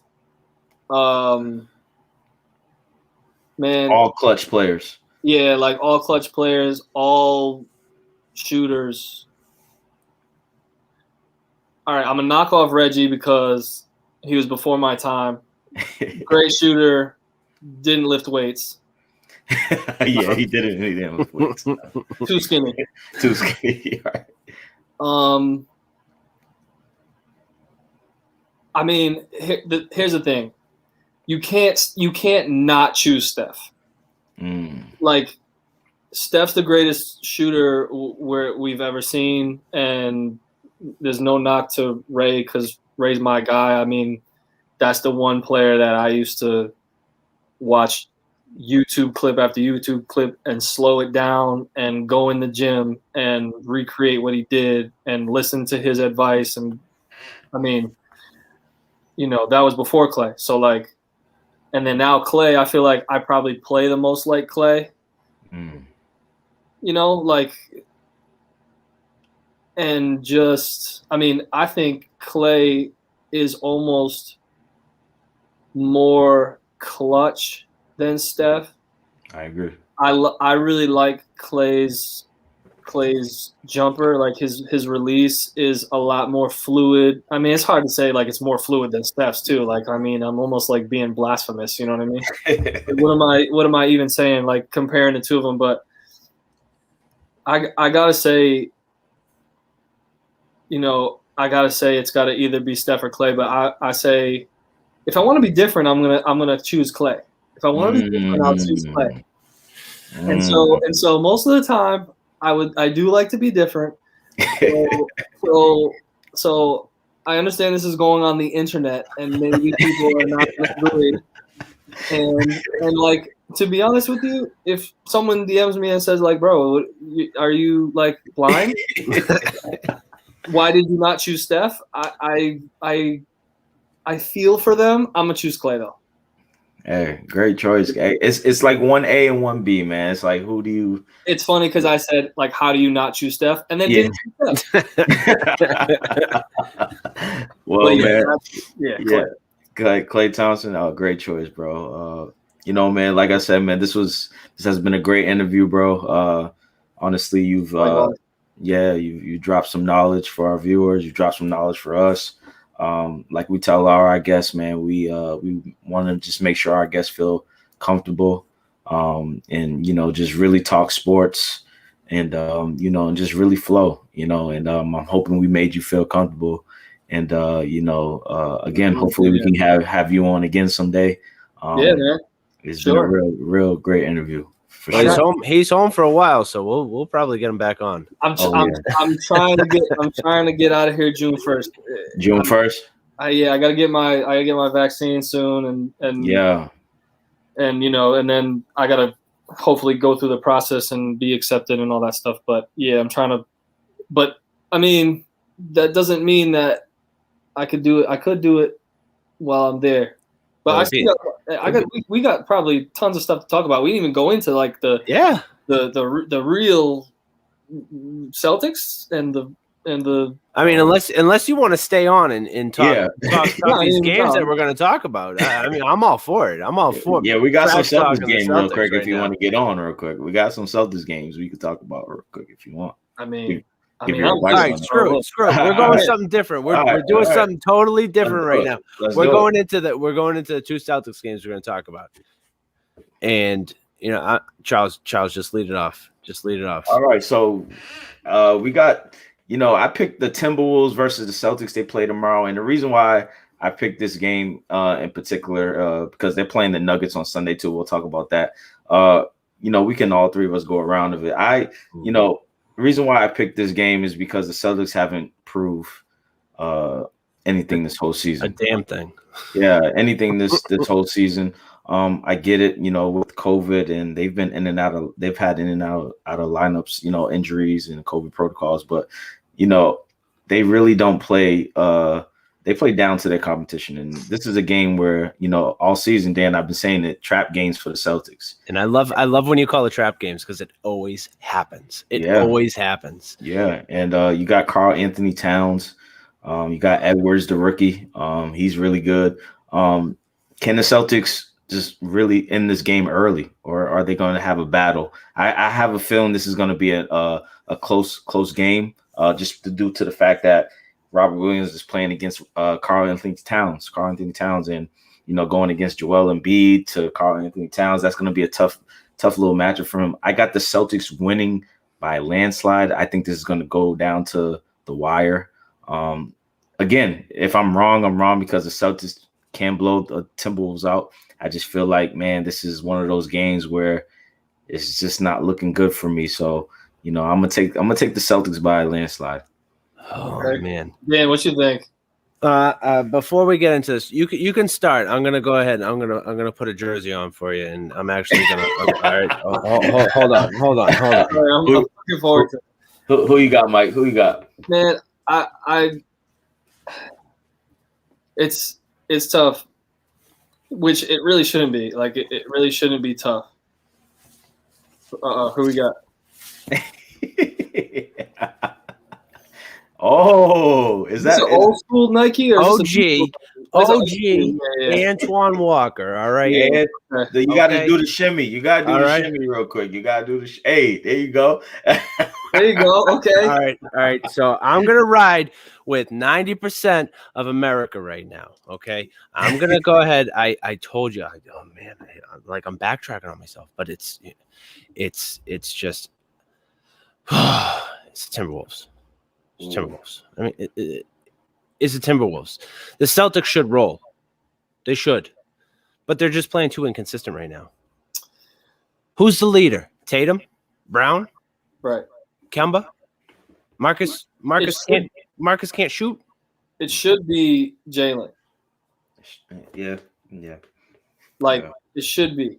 That would be. But like it's you can't. I mean, let me know what you guys think, but you can't like. Jason Tatum is such a up and comer and a young player, and he can clearly score the ball. You can't almost have you. First of all, he can't lead. He's not really a leader yet, and you can't make Jalen the first option because you got a first option. So, and I mean, yes, I understand like first and second option and all that stuff doesn't actually exist. You know what I mean? Like that's just kind of it's a different NBA. That's just kind of like what people say as like who's the better of the two. They're a great 1-2 punch, but you need like a leader to it can work. It's just not working, and I think you need a leader. And that's the thing. I don't even think we should put the word great with those two because I get it. They've for those two being in the Eastern Conference Finals the past 2 times, Jaylen Brown being one with that IT team. I'm all for players getting their money. I'm all for that. I'm all about the players first. But I just feel, I said this last week, I felt like when Tatum got his money, before Tatum got paid, he was really hungry. He was balling. Last year was his best year in his career. He was even in the MVP talks with that, especially with that month of February last year where no one could stop him. But then this summer when he got paid, and you just see it. And again, I'm all for players getting their money, feeding your family, being in that different bracket. But man, you can see it. And again, he's gotten COVID. I know that's been a part of it, but I don't know. He doesn't even, he's not a leader, like you say. He doesn't really shout out his teammates like that. He at post-game interviews, all he does is shoot. And it drives me crazy. That's just dribble, that sidestep. It's the NBA. People are going to catch on to your move. Everybody knows that what you're going to do. And it shows when he drives to the basket, he's effective. He's effective. He's 6'11"? I think he's 7 feet or something. I don't know. Yeah. So I just feel like you said, Mike, it's Jaylen Brown's team because he is a better leader. And I feel like they should have paid Jaylen Brown first because he's been there longer, and then let Tatum. Let him prove something this year. That's just my opinion. But again, I'm all for players getting paid. So again, man, with this game here, I got the Celtics winning. Who you got, Mike? I'll go Timberwolves. And I'll go Timberwolves because it seems like D'Lo is finding his groove. He's back. Yep. And I think the Timberwolves have something to prove where they're young, they're like actually healthy now. So yeah. I mean, they're not rolling because they're all healthy yet, but it's something that I don't know. I mean, obviously, none of us can really know. I'm just saying that the Celtics are having their issues, and Minnesota's tough because they're more full strength. Yeah. So yeah, I'll go with them. I mean, Cat and D'Lo are going to be a problem together. They probably do need a couple pieces, but a couple veterans in there. Yeah. Then again, I mean, you like look at that combo in 2 years or 3 years. Yeah, they just need a coach, and that's it. Right. But here's the thing: the Timberwolves, they're awful on the road. Yeah. I mean, the Celtics, they let you down the first couple of games when there are fans in the stadium. But Timberwolves are 5-22 away. Yeah, I'm just being different. I know. I'm usually the different one, though. No, I mean, and that's the thing. Like, I think we all know that there needs to be some. To me, it's not Brad Stevens because. Or at least it's not proven to be Brad Stevens yet, because to me, I don't like when fans, and I mean, I don't mean you guys, I mean like fans who are like. You mean me? I know. I'm on the fire Brad train. No. Well, you might have legitimate reasons, like actual reasons, but like I hate when people are like, "Oh, they're losing, fire the coach." "Oh, they're losing, fire the coach," and it's just like, bro, you loved him for 4 years in a row, and now they're having like a tougher year, and now you just want to fire the coach. No, we're not doing that. Like that's the way I feel. So like to me, it would be Danny, because the way I look at it, unless he's got something up his sleeve, which he did with creating the super teams, like that was his fault. Yeah. With AG and Ray Allen bringing them, Yeah. you're looking at like. LeBron's going to win the championship, right? Yeah. If he's not, it's going to be a surprise, right? And it's like it's LeBron too. It's not even like the Lakers are going to win. Like LeBron is and he's resting. He's resting. I know, and I know, and it's just like everything is calculated with him. You think you're going to have a chance, you're not, and that means you get to the finals. Like you got to get to. So to me, it's like if you don't have anything up your sleeve. You gotta you drop the ball heavy because you're way too light up front. Like who's our center? Robert Williams. But that's not a real. That's not a center. That's my man, Taco Wagner. Fall, who finally got in the game. All right. Oh yeah, I mean, 9-foot behemoth. They should use him, but you can't use, just like we've all seen. Like you can't use someone that size too much, because then they have nagging issues that will never go away, and it'll be. And he's injury prone. Robert Williams is injury prone too, so he's very sensitive with that. So, but he's like a super athletic 4 who can't shoot. Yeah, exactly. Yeah, he will. He'll get there, but it's just like you got to be able to. You got to get somebody who either you can put beside him who kind of offsets him. Yeah, you got to be able to get somebody that. Like Blake was out there, Blake Griffin was out there, Kevin Love is out there, Andre Drummond was out there. Nobody wants to come here. No, it's not a destination. Let's come here. I know. I mean, but like nobody wants to go to Philly either. But people are in Philly. Yeah, because they got Joel, Ben Simmons, Doc Rivers. That's Doc Rivers. Doc Rivers. He has that voice, and what the only critique I have, Brad, is he tends to sub too late. He tends to, if the opposite team is making a run, like an 8-0 run, he still has the same guys in. And as a coach, that's when I put my coaching hat on. I'm like, all right, if a team goes on an 8-0 run, either call a timeout or I'm making some subs in. He still has the same group. And I get it. That shows a lot of his trust. Mm-hmm. But I think sometimes he's still learning, even though he's been in the league now for a couple years now.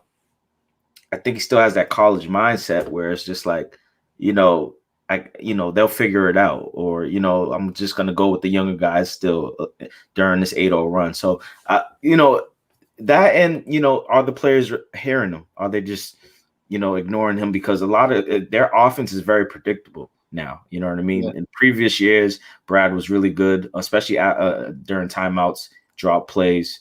You know, you get it. You know, but it's just not feeling the same Brad Stevens run team at all right now. So, you know, especially with this game here, this is going to be tough for. Again, I forgot D'Lo is he's back. So, you know, and they got a nice solid young team. So, you know, it seems like y'all got Timberwolves going, and I got the Celtics. Let's talk about our last Celtics game. Celtics versus Nuggets.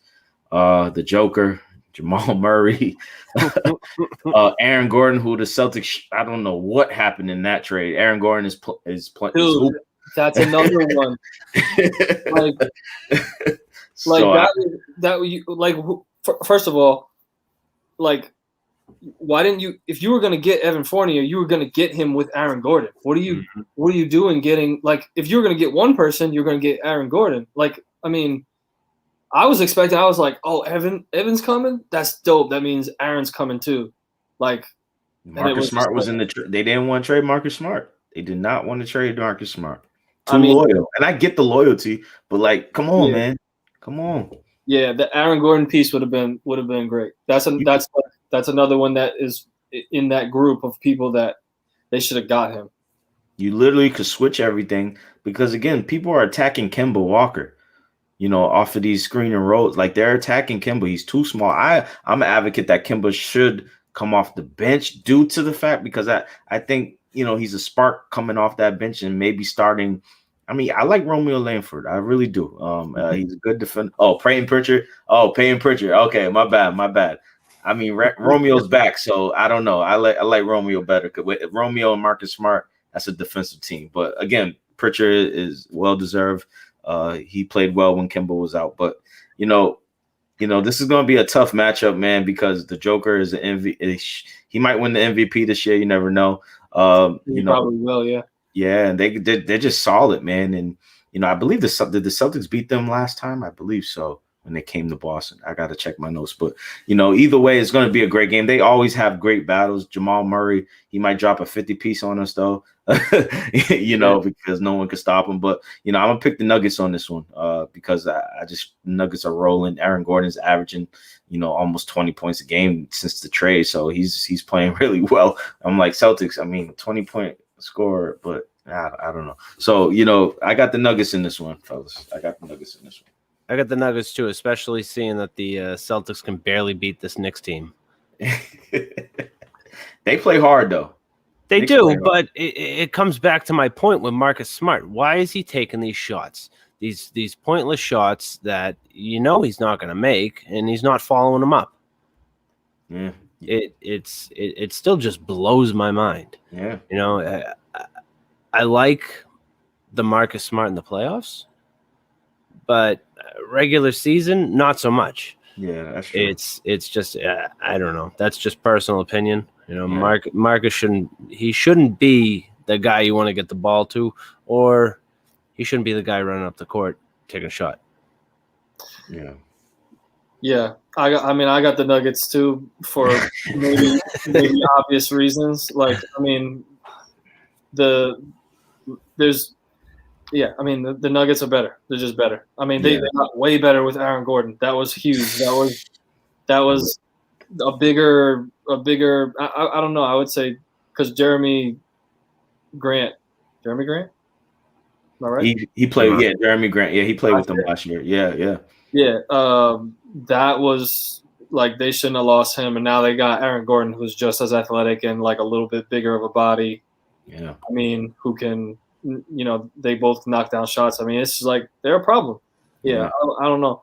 I think, you know, it's like everybody says that, you know, they have the fix it all. You know, we can all fix it with our ideas. But like, you know, you got all the guys on the team doing the same thing. Same thing. Except for Robert Williams, really. So it's like you went and got Evan, who's a scorer, swingman. He's just the same as Jalen and Jason.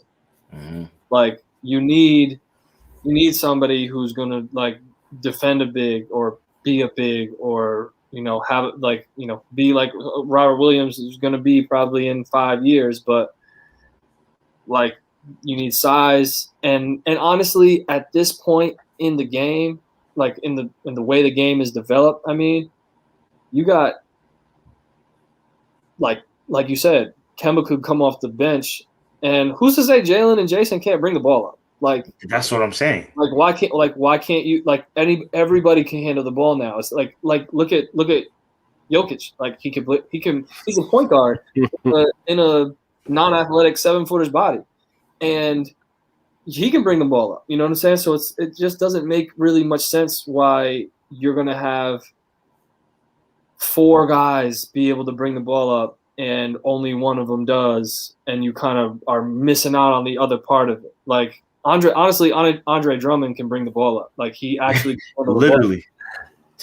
It doesn't like, this is a new age of basketball now where you're not like, you got to have every piece, and every piece has to be different from the next piece, because like you're going to do what you do, and we have a culture here where like, look, you're going to be the like Robert Williams he's the garbage man, he's the finisher, he plays D, he blocks shots, he rebounds. Go out and do that. He knows his role. Right, that's your role. But like everybody else should be able to know that. Like, think about it. What can Evan, Jalen, Jason, and Kemba say is different about all of them? Like, what do I do that he doesn't do? It's like you guys all do the same stuff. You're just one of you is 6'10", 2 of you are 6'7", and one of you is 6'2", or whatever. It's like, you gotta, like, there has to be, like, I mean, look at the Nuggets. This is why the Nuggets are gonna win, right? Yeah. Like, look at the Nuggets. But that's starting 5. Oh my God. Jokic, Murray, Porter Jr., Will Barton, Aaron Gordon. Oh God. Even if you hop into their bench is just their bench is superior. Monty Morris. Granted, Paul Millsap. Yeah, mm-hmm. A great name drop. where he was supposed to come to Boston too, and he said, "Oh, you know what? Never mind. I'm gonna get him re-signed with Denver real quick." And that's the thing is, I think the common thing is, like you said, I know you said Danny Ainge, but like, I'm sorry, Brad, you got to stop being. I'm not gonna call him scared, but you gotta, not be too hesitant to tell one of your superstars that, maybe you want to try. Maybe we should try this for the team. Maybe Kemba come off the bench, or hey, Jason Tatum, you need to humble yourself a little bit. Why don't you come off the bench real quick, and little Bradley, little Bradley. I don't know. I don't know if I want to. I don't know. No, don't do that. I'm like I'm this close. It's like, but it's a difficult thing. But hopefully Celtics, you prove us wrong. You prove us wrong. But it's been a rough season. Happen, though. Yeah, it's not happening. Miami beat the brakes off them last year, and oh my gosh, like, and they panicked. They panicked after that. They wanted to sign Tristan Thompson and Jeff Teague. I'm like, man. Bro, Gordon Hayward's averaging like 40. Don't get me wrong, like Tristan Thompson was a piece when he was with the Cavs. Yeah, but like he's a bench player for real. Yeah, exactly. And if he's not a bench player, that's the way. It's funny the way it works. It's like if you're not a bench player on like a really good team, you're a starter on like a contender. Like he could be a starter on the Lakers. Yep, for sure. Or a starter like next to like Joel Embiid, or like next to like, you know what I mean? Because he's a really good role player. But he's tough. He brings toughness. You don't have that culture really with the Celtics like you did in Cleveland, because you knew like LeBron was going to take over, and you guys all like JR, shoot it, like like George Hill, you're coming in like you're coming in off the bench. Jeff Green, you knocked that corner 3 down. Jeff Green already in knows. Game 7 against the Celtics that killed him. Jeff Green already knows his role. Yeah. You know what I mean? And then Tristan Thompson knows his role, and you got Kevin Love and whoever else. You know what I mean? So like you can start on a team with a LeBron or a Kobe or whoever like that, but you're not like the Celtics. They're missing that. They're missing like a understanding or a culture piece to it. They need a different voice. That's all. I think they're getting bored of hearing Brad. Which Brad, he gets if he ever got fired right now, 10 NBA teams are calling for him right now. That's how good of a coach he is. But I feel like they're getting bored a little bit with hearing the same voice, hearing the same philosophy. Even though it's been years you've gotten to the Eastern Conference Finals, I don't know why you get bored. Keep working on your game, but I'm tired of hearing team meetings every week that they have after a loss. It's like, come on, fellas, just really, they're great. They should be like in the top 5 seed. That's how much talent they have. They definitely should. But I mean, that comes down to, I think also, if it is Brad's fault, it's like I'm looking at him when he gets mad. Are they actually like looking at him like, this dude is, why is he like, he's corny when he's mad? You know what I mean? Or is it like, it could be that. It could be that, like I don't really respect the fact that he's yelling at me because like it doesn't really vibe with me, that sort of thing. Because that could be yell. Even yell. I never seen him show any type of emotions, and I just don't know. I'm saying behind closed doors, like behind closed door. Okay, yeah. Halftime wise, like if Greg Popovich is going to yell, like, oh my gosh, because it's a different story. But when it comes down to, I don't know who else is, like even like Ty Lue is like, he's been there before, like he's been on the court and he's smaller than all the guys, but at the same time, like he's your head coach, you're going to listen to him because he's been there. So yeah, I mean, Brad is probably it's like a different story. Right. You got to demand that, you got to like have the room. You got to you got to be able to like have the floor. Yeah, I don't know. But. And talking, just coaching staff in general.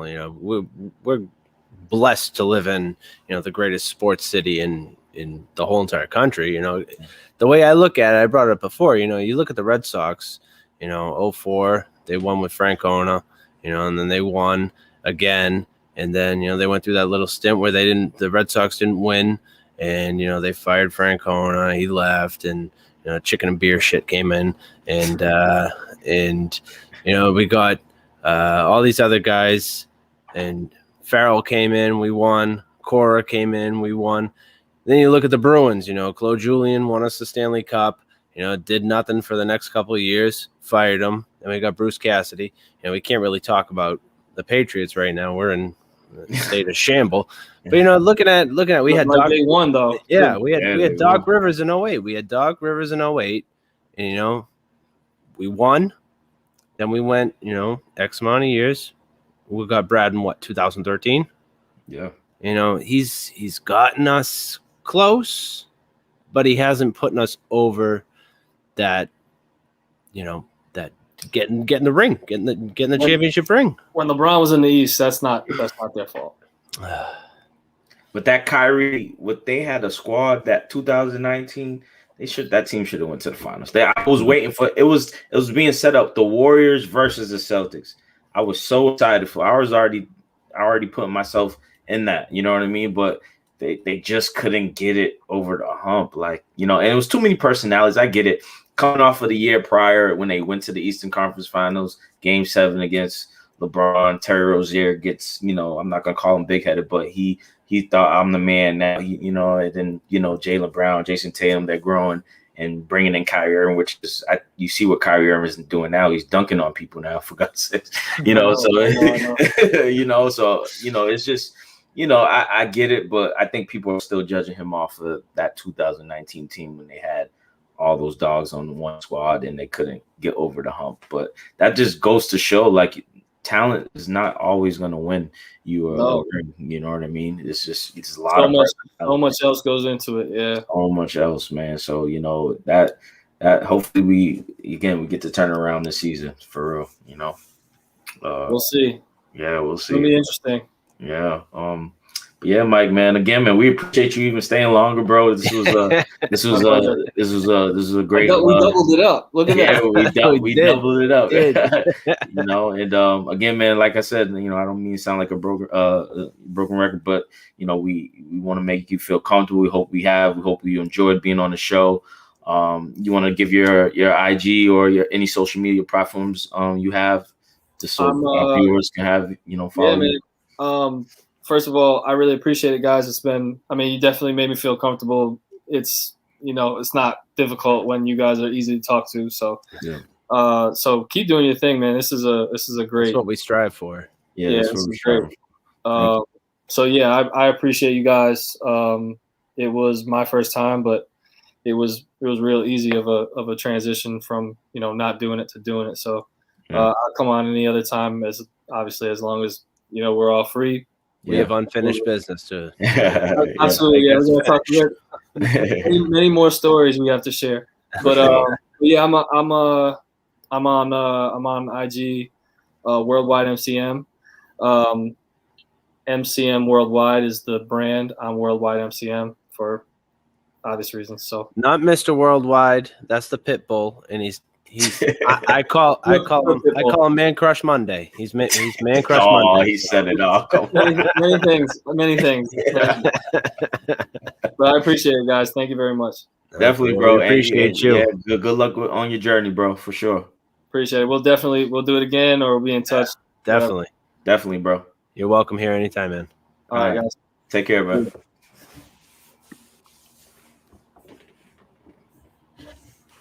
All right. That was great, man. Shout out Mike, man. Michael Connor. Really, really good dude, man. We appreciate you for joining us on tonight's show, man. It was really good. Even going further than what we were supposed to. Yeah, exactly. So that was really good, man, for sure. Trying to think, you just want to hop right into it, or yeah. We got 2 more games. I believe so. Let's see. I think it's Sixers Pelicans and Lakers Nets. Yeah, there you go. Right. Yeah. So 2 more games. We could start with either or. We can go Sixers Pelicans. You know, the Sixers, man. Again, it seems like every time I'm watching them, they impress me every time. So, you know, the way they dominated the Celtics a few nights ago made me really realize that this Sixers team can possibly get to the NBA Finals. But that's the thing. The Sixers came out flat in that game, real flat. Yeah. But and I think that's starting to be a trend with the Sixers team. Yeah. Because they have no scorers. They have no guys that can really make any plays. It's either Joel Embiid or Ben Simmons. And if one of those guys are out, they're pretty easy to beat. But Tobias Harris has improved this whole season, and that's the Doc Rivers effect, because he played for, you know, Doc Rivers back when he played with the Clippers. Joel Embiid, if healthy, man, can take this team to the NBA Finals. Well, I'm going to piggyback off that because Brooklyn is looking incredible, even when one of the 3 superstars are out with injuries. One of those 2 can turn up anytime. But, you know, I chose this game because, you know, I got Joel Embiid versus Zion, and Zion Williams is having a great season as well. The Pelicans should be having a better season than they are right now. I believe they're 23-28 or 24-28, one of those. But you know, they're having an off season. But I think, you know, they're starting to feel a little bit comfortable because the trade talks are gone. You know, Lonzo Ball's here to stay just for this season. But you know, I got Philly winning this game in a close game because, you know, I like the Steven Adams versus Joel Embiid matchup. That's going to be very fun. Those battles that they have are usually good. Steven Adams is a really strong dude, so he can hold his own against Joel Embiid. I just think, you know, Philly, they play great defense. If you didn't watch that game against Boston, they played. It seemed like every possession they were getting steals or deflections, and they're just incredible to watch defensively. And then with defense leads to their offense. So, you know, the Pelicans, they have a hard time defending So they're going to really have to, really focus on Joel and Ben Simmons, and then the shooters on Philly. I got Philly winning in a close game. Yeah, I'm rolling with you. Lonzo Ball, he's listed day to day, but I mean it's also Thursday, so anything can change. From now until Saturday. I think just going based on, I mean, the Sixers, they, like I just said, they come out flat, and I think a spark needs to just be lit up under them from the jump. There's nothing really that's standing out to me that's concerning with this Sixers team, but the Pelicans, they're playing better. They're 22-29. They're at home. Philadelphia is just they're just a powerhouse at this point. Yeah, they dropped from what, they dropped from number 1 to number 2, but that's completely understandable because this Nets team is just insane. Yeah, I just think that it's going to be a close game, without a doubt. Yeah. But I do see the 76ers team pulling away with a victory. Oh, yeah, definitely. It's going to be close. And, the Pelicans, they might even hold the lead, through the first half. Yeah. Just because of late, the Sixers, they've just been coming out flat, like I just said. And they're just going to run away with it at the end. But it's going to be a close game. It's going to be a good game to watch, too. Yeah. And I wouldn't even be mad if the Pelicans win, because thinking about it now, who can guard Brandon Ingram? Who can guard Zion? Who can guard if Lonzo played? But Eric Bledsoe's starting to play a little bit better. I think Josh Hart is either out still or he'll be available that game. But, again, it comes down to defense and who can get the stops. And Philly's just tremendous on that end. And that's the Doc Rivers effect. So, Sixers take care of business. Our last game, we got Lakers versus the Nets, and some people are saying, why do you pick this game? This is another FU to the Lakers for the Nets, because I don't know if we all remember that their last matchup, there was a lot of trash talking with Kyrie and LeBron. I believe LeBron missed a free throw, and Kyrie looked at the Lakers bench and said, "This is your best free throw shooter." So I think Brooklyn, they're feeling themselves. They know that they're a powerhouse. This could be a blowout, which I think it might be due to the fact that KD's back. KD's back, man, and last night he looked amazing playing, and he looked like he never left. And that might be a new thing. He came off the bench. I'm pretty sure he's not going to come off the bench anytime, in the future, but that's a scary sight too if he's coming off the bench. But I picked this game because I love the intensity part about it, because I'm sure LeBron and AD, they've been traveling with the team on this road trip. They're going to be in the building. There's some fans in Brooklyn that they're allowing, so it's going to be a exciting game. But overall, this is going to be a blowout because Kyrie Irving has impressed me, and is shown he's quieting the haters, the doubters, because he's playing as a leader, and this is who Kyrie is. He's having fun. He's passing the ball a lot more. He's scoring whenever he wants. He's just smiling, and the game needs Kyrie Irving. He's a legend in my opinion. So I got Brooklyn winning by a lot in this game, but I won't be surprised if it gets a little close due to the fact that it's so much tension involved with these two teams, because everybody's picking these two teams to win. I mean, to get to the final. So, I got Brooklyn winning this game. And it's just crazy, just seeing how inconsistent this Lakers team is without, LeBron James. But the Lakers just lost to Miami tonight. I mean, that's, it kind of goes hand in hand. You're down your key players. And I mean, no AD, Kyle Kuzma, and who's this? Talen Horton-Tucker got a suspension. He had suspension for last game. Yeah. I don't know. I think I'm gonna use your phrase here. This is a trap game. Oh, it's a trap game. as much as it burns my soul to say this, especially wearing Antoine Walker's jersey, shimmy. Yeah. Lakers are going to win.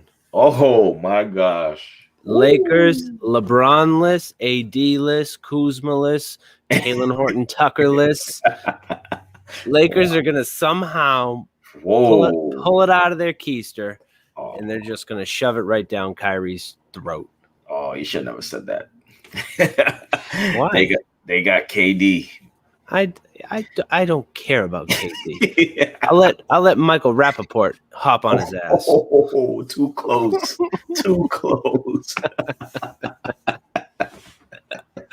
And he might be in the game. That'll be interesting if he comes to the game. Oh man. Little psyche trick. You know, he made him cry though. He made the king of trash talk and Michael Rappaport.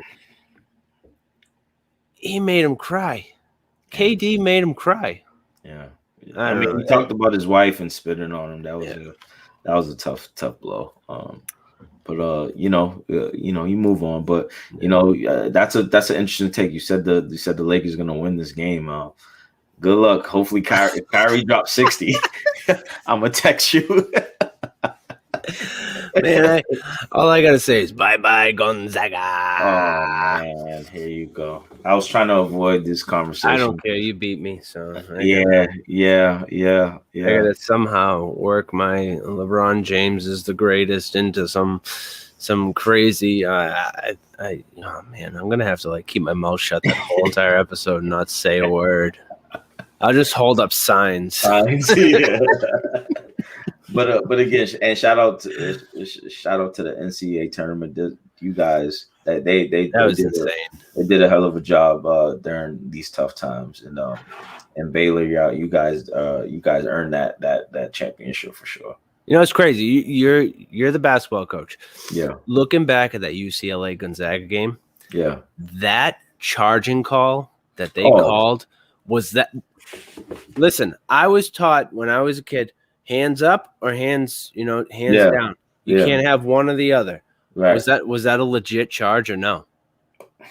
Yes and no. I mean, he was in the facility. in that big of a spot. You can't call that during that key moment though. You can't call that charge. What was that, Timmy? Yeah. You got that. You can't call that. It looked to me as soon as I saw him go up, and as soon as I saw Timmy put his elbow. I was like, that's elbowing. Yeah, and I don't know. That was a tough call. To make because it was especially what the moment was. You can't call that. You can't really call that. But it happens. It happens. It's a tough job for the referees, man. These refs. They get nervous, man, and I don't get how you get nervous with no fans. Yeah, no, there were fans there. But not the capacity. Exactly. So manageable, but they want to get the job again next year. That's what it is. Yeah, exactly, exactly. But again, shout out to the NCAA tournament, man. Those were great moments, great upsets during those times, man. And again, shout out to Baylor for winning the national championship. Oh, here we go. Sorry. Since you're not going to be wearing it, I figured I might as well put it on. I'm going to put it to some good use. Hey, when I come see you Sunday, I'll put that on. You're a rocket? I'm a rocket. All right. I'm gonna take so many pictures. Can you throw the Peyton Pritchard jersey on too? I got you. Oh man, my Ducks and God forbid my Alabama Crimson Tide. I had them going deep too. Jeez, yeah, they got their asses kicked. that Baylor team is too good. They're too good. Man, it was an absolutely crazy stressful tournament. But hey, anybody who filled out a bracket, shoot us an email, erasethechalkpod@gmail.com. Yes. If you beat me and Charles, I mean, I think I came in 9th. So I think there's a couple. You were right above me. You beat me by like 30 points. That's all that matters right there. I know. But yeah, if you guys filled out a bracket, if you beat us, which like 85% of you did, shoot us an email, racethechalkpod@gmail.com. We're gonna get some information from you, send you some things. And I mean, Charles, it's been a great episode. It's been great talking to Man Crush Monday, Michael Conor Morgan. What? I've been walking around the house calling him Man Crush Monday, and then my wife's like, "No, that's his name, Michael Conor Morgan." I'm like, "Oh wow, that didn't even hit me." Hey, episode 15 was a success. Again, shout out to our viewers, our listeners. Again, we're gonna keep this rolling, man. We're getting energy from the support from you guys, and we're gonna continue to bring interesting guests here, amazing guests. We got a couple more on the way, so just we say it. I think we said it a couple episodes ago. Get ready for 14, 15. You know what? Get ready for 16, 17. Yes, sir. Yes, That's sir. it. Yes, But sir. don't forget to follow us on Twitter @EraseTheChalk, on Instagram @EraseTheChalk. Me on Twitter, I'm @Dan in the Car.